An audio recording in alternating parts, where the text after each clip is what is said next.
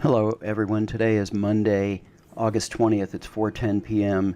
Eastern Standard Time. You can see my computer clock on my right, and on my left is the time in sales, the E-mini S&P currently trading at 28.59.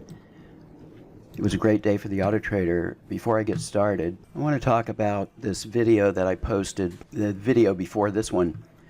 So in this video, a BWT client qualified for the Top Step Trader Combine with his account using the Autotrader to make his trades. And what I want to discuss today is that he came up with these settings, and he spent a lot of time and effort, starting with my templates and then eventually modifying them to suit his trading needs and also his observations. He watched the charts closely and made adjustments, and then came up with settings that fit the requirements of Top Step Trader, meaning that you can't exceed a $500 daily loss limit, you can't allow your balance to go below 30,000, and all the other Top Step Trader rules.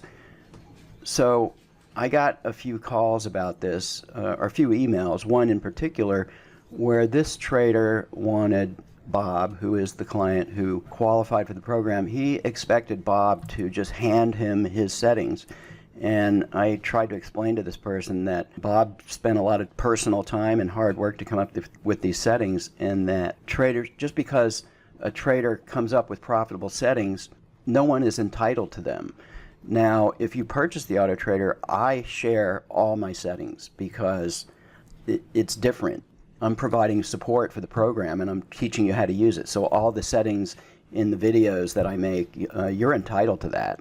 And anything I personally come up with new that's better, I'm happy to share it. But Bob is a private trader, and what he does is his business, and no one is entitled to Bob's account. It really blew my mind that this particular trader had this sense of entitlement to the point of telling me that, hey, we're all traders and we all use the same software. What's the big deal? Well, the big deal is that if you want to qualify for Top Step Trader using the Autotrader, you're going to have to spend some time coming up with settings. Okay, first up is the DAX and the Super 14 tick. And this is the one with the higher daily goal, and this hit its goal of 3,500, had one tick of slippage, and this was a really nice trade here, a small loser to begin with. And just to talk about settings a little bit, coming up with settings, our first profit goal on this is 70 ticks. Now, from the looks of this move here, and this can easily happen in the DAX, this move was far more than 70 ticks, probably 140 ticks or so. And so talking about settings and finding the best settings, certainly you could have a larger profit target as your first target. I have the stops, trailing stops set at 25 bars. I'm trailing by 1 bar and a 5-tick offset, and then I'm trailing by the volatility stop here. So that seemed to work out pretty good. The volatility stop is these little hash marks here.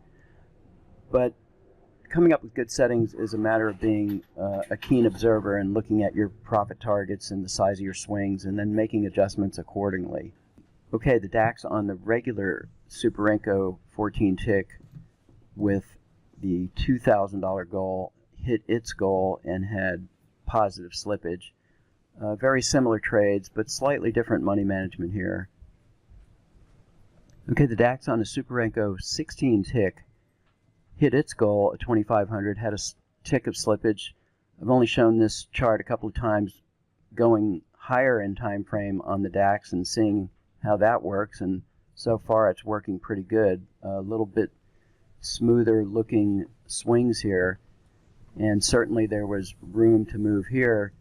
This one I have the first target set at 50 ticks, and I think on this slightly higher time frame it could be larger as well. Okay, the crude oil on a Super 8 tick had 5 or 6 trades here, a mixture of winners and losers, but hit its goal of 1,000 with no slippage.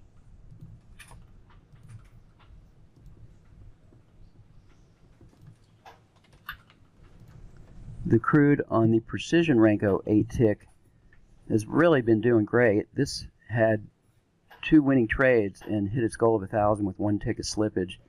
And you can clearly see our line break logic, and this hit its goal in what looks to be a pretty sideways market to this point, but the swings were large enough to be tradable. So once again, I want to remind everyone that BWT is not a trend following system. I mean, it can be because it'll catch a big move, but it is more of a directional system. So based on the time frame you're trading, as long as there's tradable moves like this, it can work even in what appears to be a sideways market. Okay, the NASDAQ on a regular 8 Renko chart with a 10 Super Renko higher time frame did 850 for the day.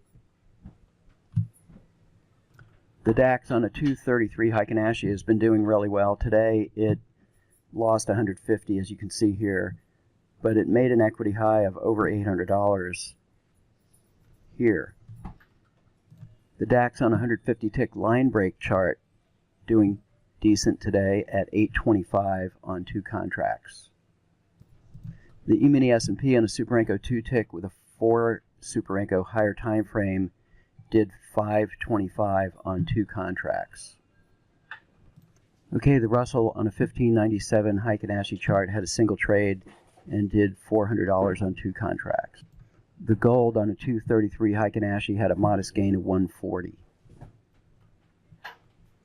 And then finally, our E-mini S&P on a regular 5 Renko chart did 250 on a single trade here using our higher time frame filter. That's all for today's video. Thanks for watching.